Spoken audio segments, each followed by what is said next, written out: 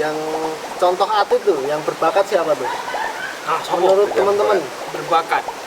Satu aja Pak, jangan banyak-banyak, susah bikinnya nih. Ya, Siapa ya? bola, Sepak bola, bulu tangkis. Cristiano Ronaldo itu. Nah, itu dan saya. kenapa? Berbakat dan kenapa? Karena Boleh. ini, Pak, apa namanya? Bisa aja dia dari latihan nggak berbakat. Iya, makanya itu tadi kembali lagi ke saya bilang kalau kata-kata bakat sendiri itu kayak abstrak. Abstrak ya. Karena kan kita nggak tahu kalau kita nggak nyoba. Iya, tahu-tahu udah lihat dia udah punya skill. Gitu. Nah, gimana, Pak? Cristiano Ronaldo kenapa? Karena menurut saya ya, dia tuh kayak totalitas gitu loh. Dia tuh bener-bener ngasih 100% passion di atas sepak bola. Jadi dia tuh kayak dari lifestyle-nya dia aja udah kayak gitu, pola latihannya kayak gitu. Terus sampai sekarang dia harganya mahal, walaupun nggak paling mahal, cuma dia termasuk pemain mahal loh. Pemain mahal. Walaupun bukan yang mahal, tapi pemain mahal juga. Menurut saya itu sih. Iya. Kalau Lionel Messi gimana Pak? Kalau Itu Messi berbakat bagaimana? apa latihan? Sama juga ya. Menurut saya yang pemain-pemain top itu mereka pasti punya bakat. Pasti punya bakat. Punya bakat. Punya bakat. Oh, ya kan di dunia ini pasti banyak yang punya bakat sepak bola. Nggak banyak cuma sekali. 1-2. Dan dia istilahnya kebetulan punya fasilitas. Nah. Jadi itu. Oh iya benar. Pak Yuga sendiri gimana, Pak? Kalau menurut atlet ya, Atlet limb sweeping Pak. Siapa itu? badminton ya? Oh, badminton. Pasti Pak Lupis mikirin itu. Dapat Pak. Limb sweeping karena limb sweeping sendiri dari Indonesia. Iya, dari Nah, Indonesia. dia juga orang yang pertama, setahuku ya, setahu pas belajar tuh di SD atau SMP tuh, limb sweeping itu orang yang menciptakan jam smash. Iya, Iya, berarti dia sampai bisa kayak gitu tuh berarti tersendiri kan?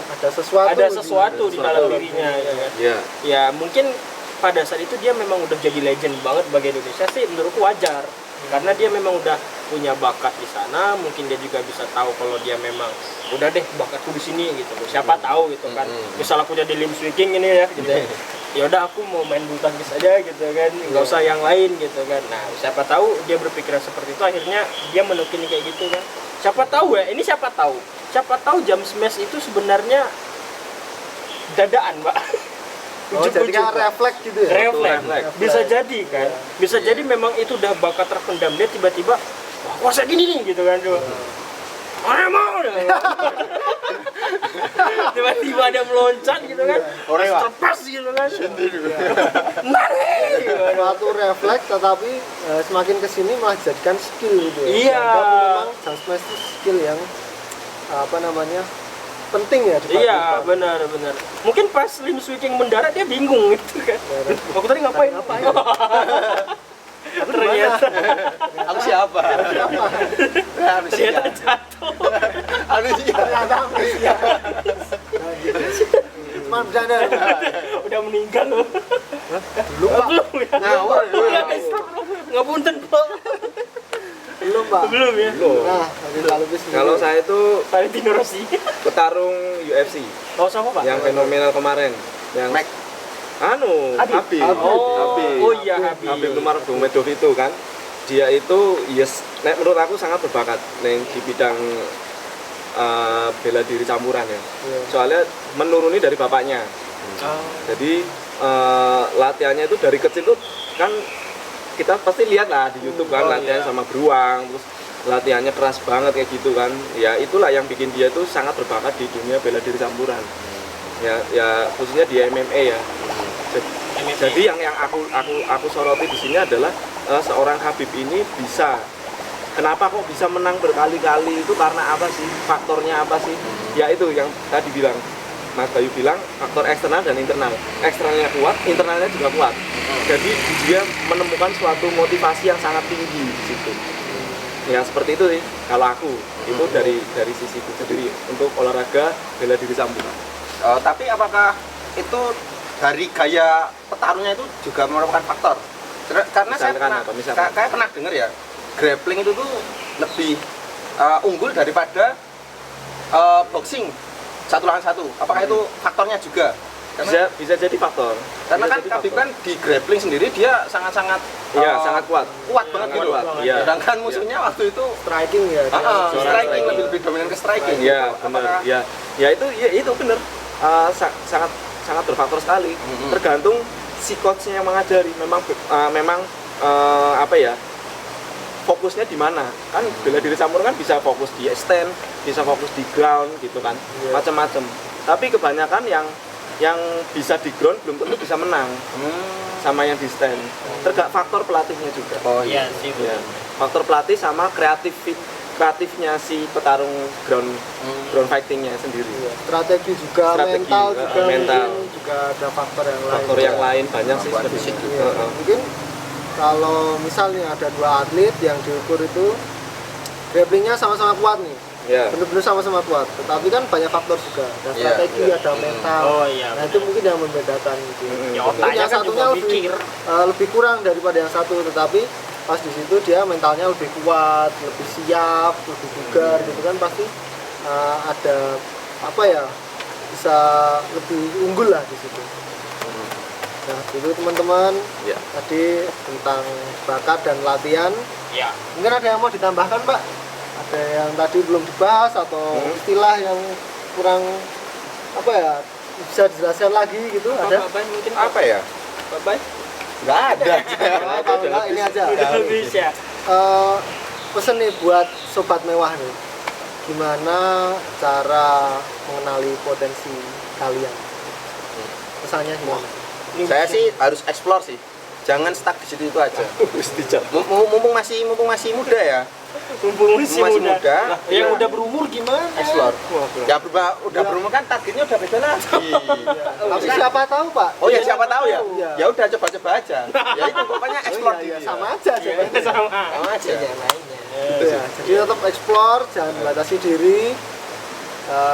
Kali aja di situ ada bakatnya. Nah, itu bisa ditekuni. Iya, Pak Ida iya. gimana pesannya buat sobat mewah nih yang Kalau menurutku ya, ini apa nih, konteksnya universal ya. ya, Intinya keluar dari zona nyaman. keluar dari Iya, zona harus keluar nyaman. dari zona nyaman. Oke. Zona nyaman.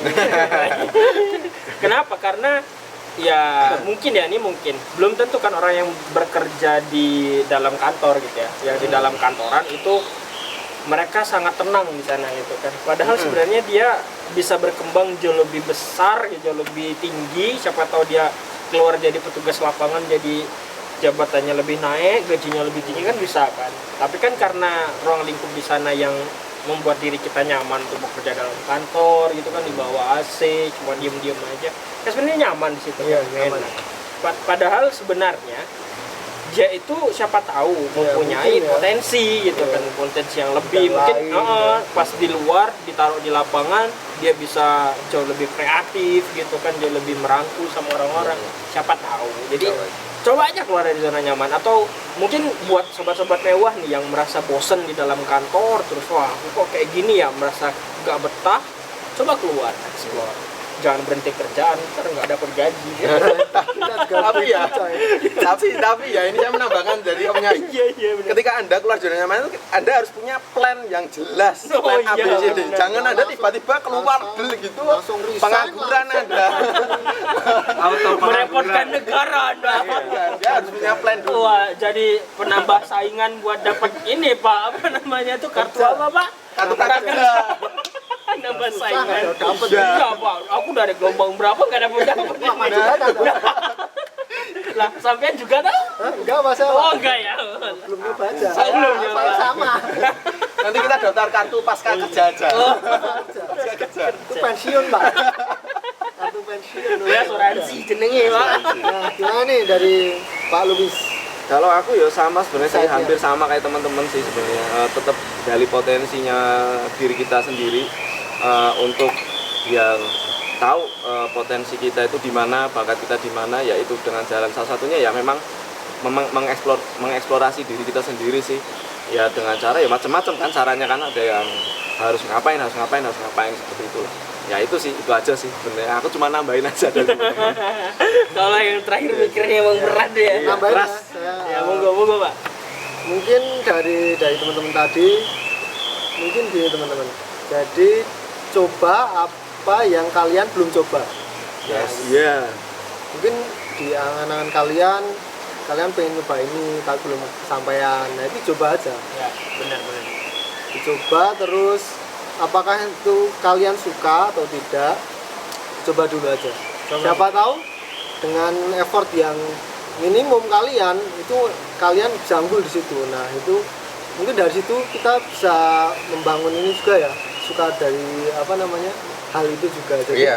dari pertama belum tahu latihan terus jadi suka kan bisa jadi. Bisa. Pasti bakal belajar sih. Dari balik di situ ya. Iya. Pak? Pasti mungkin. Pasti Kalau bakal memang belajar.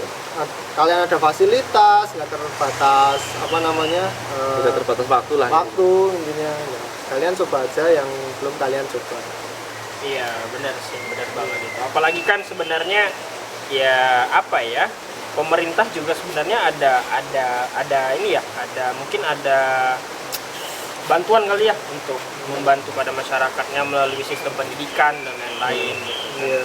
Tapi kalau menurutku kalau sistem pendidikan yang formal belum bisa ya. Belum bisa ya. Harus non formal formal.